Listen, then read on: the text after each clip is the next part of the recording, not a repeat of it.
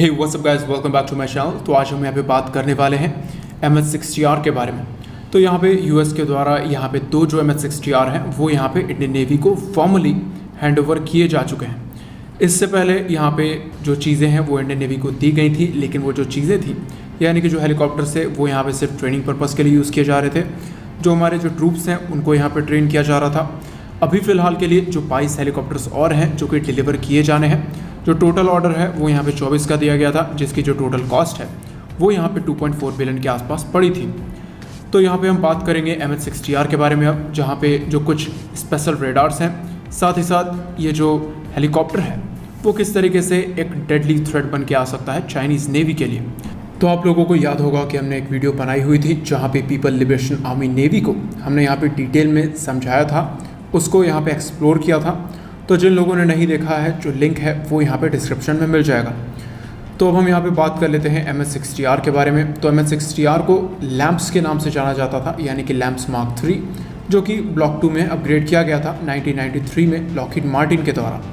तो आज हम इसमें बहुत डिटेल में नहीं जाएंगे, लेकिन हम उन रेडार्स के बारे में जानेंगे जो कि काफ़ी ज़्यादा इंपॉर्टेंट हैं, साथ ही साथ चाइनीज़ नेवी के लिए जो थ्रेट बन के आने वाले हैं।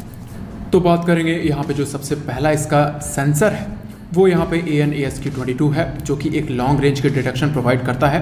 साथ ही साथ इसमें जो टिपिंग सोनार लगा हुआ है उसका वेट यहाँ पे करीबन 600 पाउंड के आसपास है।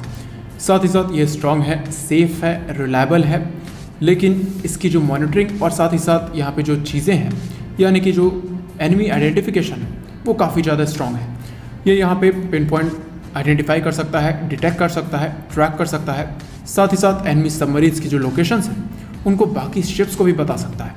तो ये जो चीज़ें हैं ये इस तरीके से काम करती हैं कि अगर आपके जो सी का एरिया है तो वहाँ पे अगर कोई भी सबमरीन आपको लोकेशन मिल जाती है या फिर आपको पता चल जाता है कि कोई सबमरीन है जो कि अटैक कर सकती है, तो आप अपने इस हेलीकॉप्टर को भेज सकते हो, जो कि ये जो हेलीकॉप्टर है उसकी जो एग्जैक्ट रेंज है उसको यहाँ पर आपको ला के बता देगा।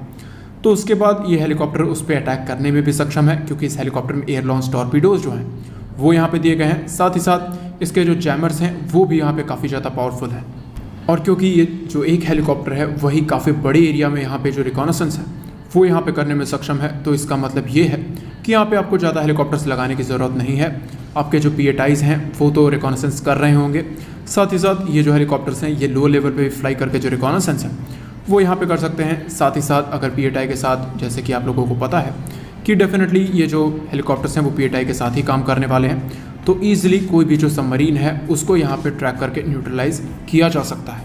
अब बात कर लेते हैं इसके नेक्स्ट रेडार के बारे में, जो कि AN/APS-147 है, जिसका जो ऑपरेशन मोड्स है वो यहाँ पे लॉन्ग एंड शॉर्ट रेंज में सर्चिंग है। साथ ही साथ इन्वर्स सिंथेटिक एपर्चर रेडार जो है वो यहाँ पे दिया गया है। साथ ही साथ स्मॉल टारगेट्स हो गए, पेरिस्कोप डिटेक्शन हो गया, साथ ही साथ शॉर्ट रेंज सर्च और साथ ही साथ जो रेस्क्यू है वो भी यहाँ पे करने में सक्षम है।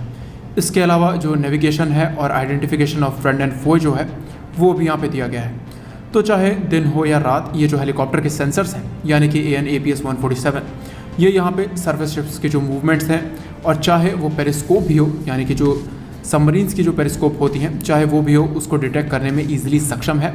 साथ ही साथ वो किस डायरेक्शन में जा रहे हैं यानी कि जो नेविगेशन है उनका वो किस डायरेक्शन में जा रहे हैं उसको भी यहाँ पे करने में सक्षम है।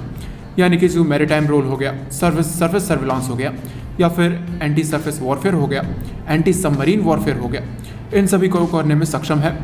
साथ ही साथ आप लोगों को एक बात पता होनी चाहिए कि इस हेलीकॉप्टर में जो मिसाइल्स हैं वो भी यहाँ लगाई जा सकती हैं, यानी कि जो हेलफायर मिसाइल है वो लगाई जा सकती है। साथ ही साथ इसमें जो एक AN/AAS-44 इलेक्ट्रो ऑप्टिकल सिस्टम है वो यहाँ पे दिया गया है, जिसमें FLIR यानी कि फॉरवर्ड लुकिंग इंफ्रारेड जो कैमराज हैं वो यहाँ पे दिए गए हैं। साथ ही साथ जो लेज़र रेंज फाइंडर है वो यहाँ पे दिया गया है, जो कि एक बीम छोड़ता है जो कि टारगेट की डिस्टेंस और उस ऑब्जेक्ट की डिस्टेंस है उसको यहाँ पे फाइंड करने में सक्षम है, जिससे कि जो मिसाइल है उसको ईजिली गाइड किया जा सकता है और एक अच्छे खासे डिस्टेंस पे यहाँ पे जो मिसाइल्स हैं उनको यहाँ पे यानी कि जो हेलफायर मिसाइल्स हैं उनको यहाँ पे किसी शिप पे भी लॉन्च किया जा सकता है। इसके अलावा यहाँ पे जो काउंटर मेजर सिस्टम्स दिए गए हैं यानी कि ALE-39 वो यहाँ पे डिकॉय डिस्पेंसर दिए गए हैं, और इसके अलावा AN/ALQ-144 इंफ्रारेड जैमर भी दिए गए हैं जो कि BAE सिस्टम्स के द्वारा बनाए जाते हैं। तो चाहे इंफ्रारेड मिसाइल से बचना हो या फिर इस हेलीकॉप्टर को किसी रेडार सिग्नल से बचना हो, इस हेलीकॉप्टर को ये दोनों काम बखूबी आते हैं। जो सिस्टम्स हैं वो भी काफ़ी केपेबल लगे हुए हैं।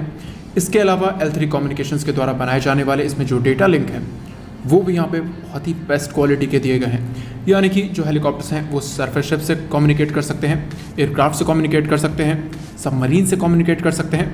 तो चाहे कल आकर कोई ये कहे कि जो हेलीकॉप्टर्स हैं वो यहाँ पे रशियन सबमरीन से कम्युनिकेट नहीं कर सकते, तो ऐसी जो बेकार की बातें हैं उसको ना मानने में ही ज़्यादा भलाई है।